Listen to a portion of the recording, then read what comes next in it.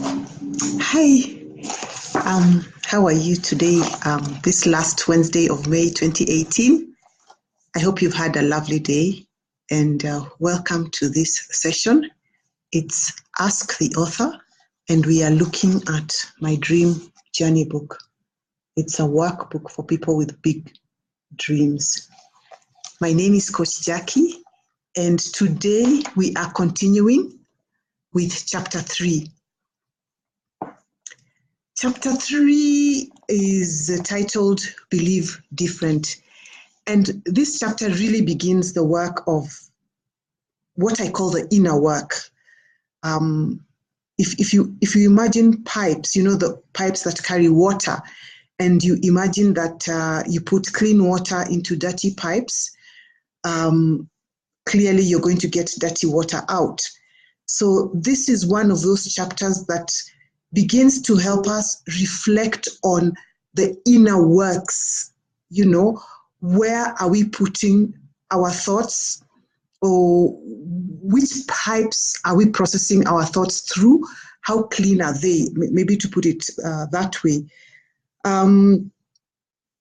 You've probably heard it said that if you want different results, you have to do things differently. You could also say that if you want different results, you have to think differently.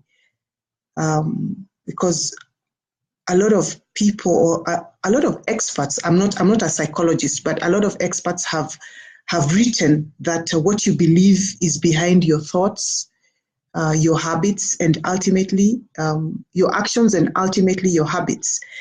And these are the things that eventually impact or drive the results that you get out of your life. Thank you, Amondi, Eileen, and Inviolette. Welcome. So the question today is, what do you believe about your ability to achieve the goals that you have set for yourself, or to realize the dreams that you have for yourself, or to achieve your deepest desires? Do you believe it superficially, in the sense that because you know that it is said that if you want your dreams to come true, or if you want to realize your vision, you should write it down, and therefore you write something down so that you can say to somebody that, yes, I have my vision written down, or so that you're able to show somebody that you have a plan written down, but somewhere deep inside you, you're sort of thinking, this can never happen. Or even if you don't have it written down, you hear all these great things about how you can achieve certain things, or how people have scaled, you know, great heights, how people have overcome great adversity, and then you think to yourself, okay, yeah, that's them. It can't happen to me. The thing is, if you don't really believe in your dreams, then you really reduce your chances of ever achieving those dreams. Some of you might have heard of or read the book The Secret, which is really about attracting what you believe in.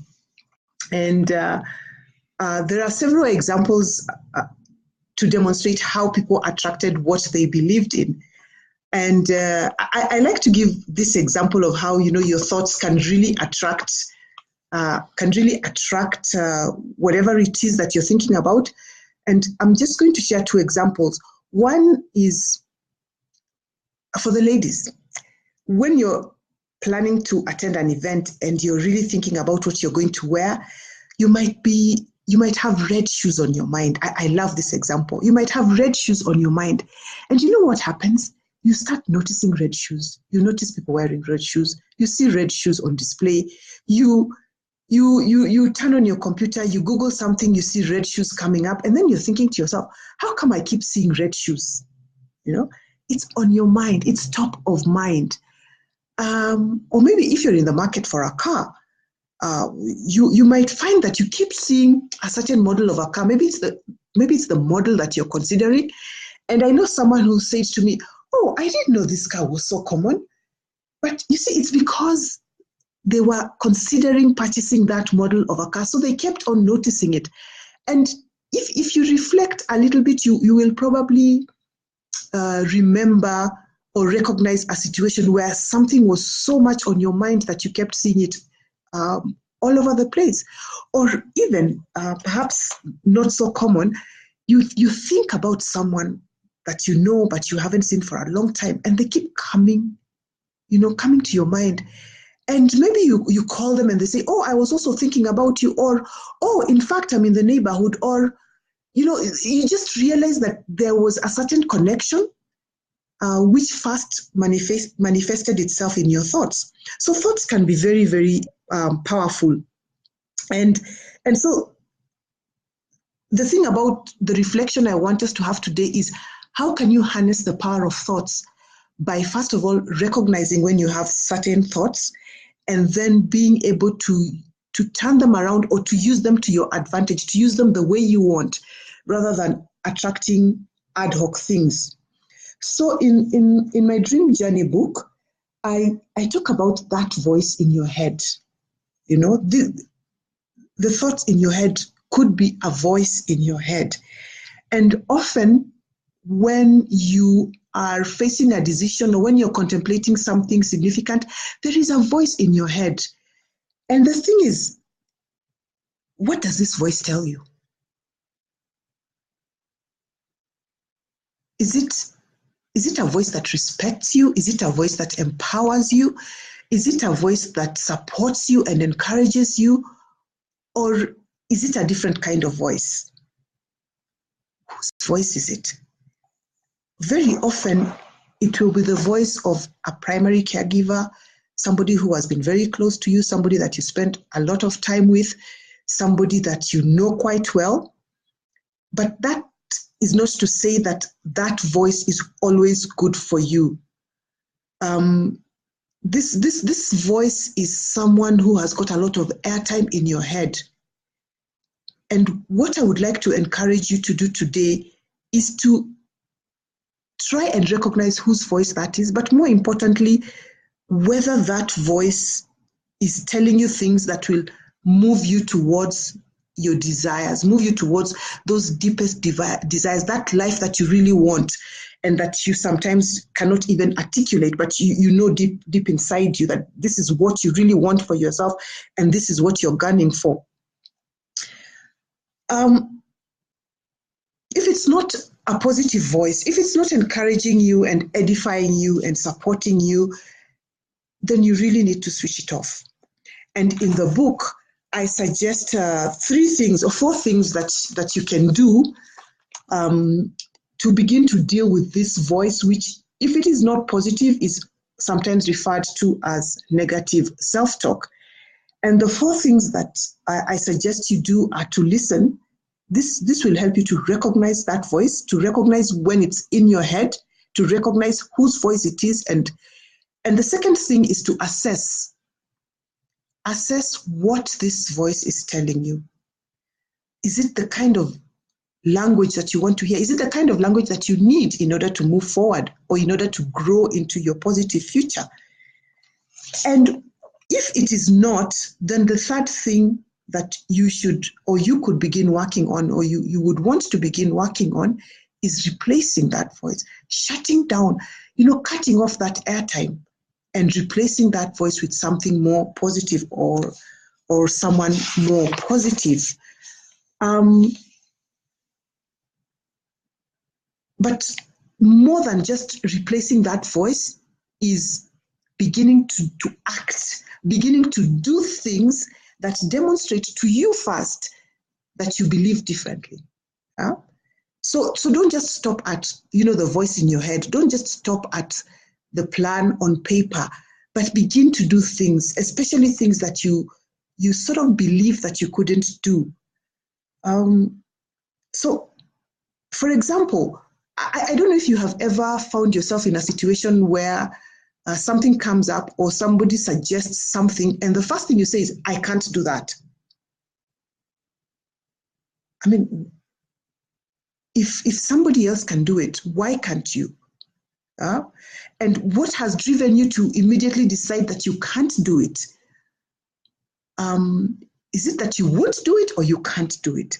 So what I would like to suggest is when you're confronted with certain situations, for example, if somebody says to you, oh, I have heard that there's a job in Kisumu, and you're thinking to yourself, Kisumu, me, I cannot go and work in Kisumu. Why not?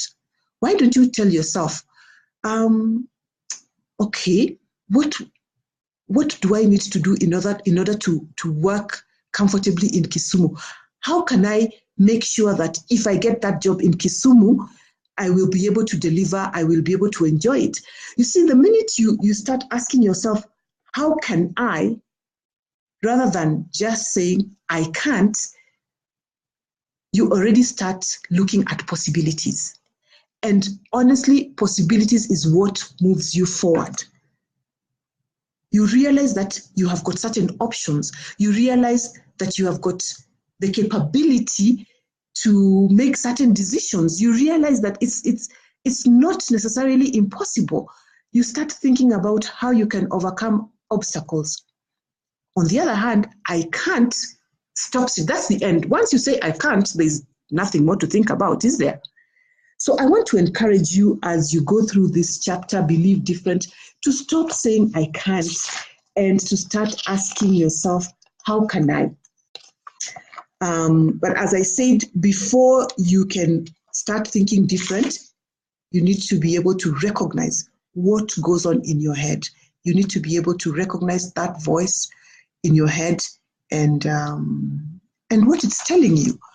And I do recognize from conversations with people around this topic in the past that sometimes the voice is not there. Because sometimes you need that voice to be there, especially if it's an encouraging voice, but it is not there. And it just in the same way that you can shut off that airtime, you can also invite a voice into your head that will encourage you, that will support you, that will empower you, that will lead you to say, how can I, rather than I can't.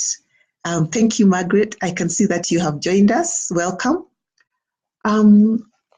So as we wind down, I'm just going to give a few minutes for anyone who's listening. If you have a comment or you would like to ask a question, just type into the comments, and I can respond to it in this live video or maybe later.